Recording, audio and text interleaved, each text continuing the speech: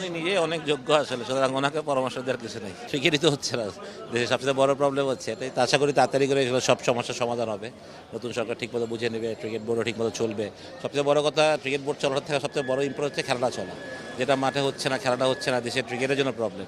International cricket তো হচ্ছে, কিন্তু আমরা যদিও ওয়ার্ল্ড কাপ খেলিনি, বাট তারপরও ঘরোয়া ক্রিকেট হচ্ছে না, এটা খুবই বড় ব্যাপার একটা। আসলে ক্রিকেট কেন, ক্রিকেট তো খেলার জন্যই। তো এখানে কে আসবে না আসবে এটা তো ইম্পর্টেন্ট না। অনেক বোর্ড ডিরেক্টর ছিলেন, মানে বাংলাদেশ প্রতিনিধি আছে, অনেকে এসেছেন গেছেন, আসবেন যাবেন, এরকমই হবে। বাট ক্রিকেট চলতে হবে।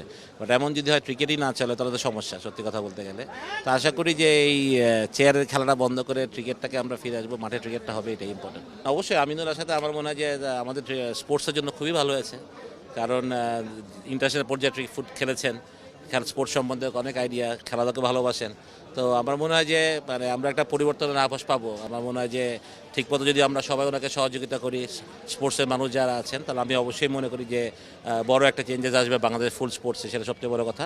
কিন্তু আমি প্রায়োরিটি সেট করতে বলবো যে কোন স্পোর্টসগুলো ইম্পর্টেন্ট আমাদের দেশে, সেটাই খুব ইম্পর্টেন্ট। বাট তারপরেও আই বিলিভ যে উনি আসাতে অবশ্যই দেশের ক্রীড়াঙ্গন ডেফিনেটলি একটা নতুন মোড় নেবে। ঢালাইয়ের সেরা প্রিমিয়ার সিমেন্ট। আসতেই পারে, না আসার তো কোনো কারণ নেই, আসতেই পারে যদি প্রয়োজন হয়। কারণ এই ক্রিকেট বোর্ডটা বিগত যেই কয় মাস হয়েছে, আমি মনে করি না যে রান ইট ভেরি প্রপারলি।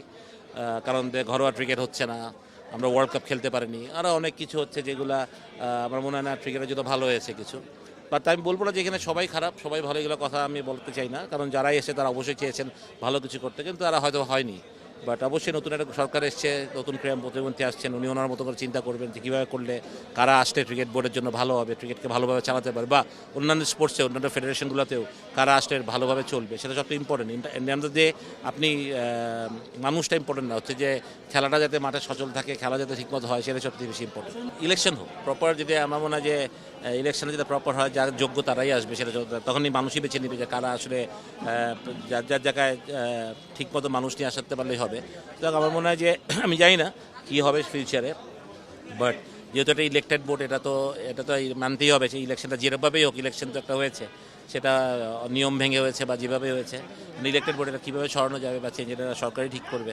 তারপর হলে একটা আমার মনে হয় যে ইলেকটেড বোর্ড আসাটাই আমার মনে হয় সবচেয়ে কাম্য সবার কাছে, এবং যোগ্য মানুষ যোগ্য জায়গায় আসুক, সেটা সবচেয়ে বড় জিনিস। উনি নিজেই অনেক যোগ্য আসলে, সুতরাং ওনাকে পরামর্শ দেওয়ার কিছু নেই।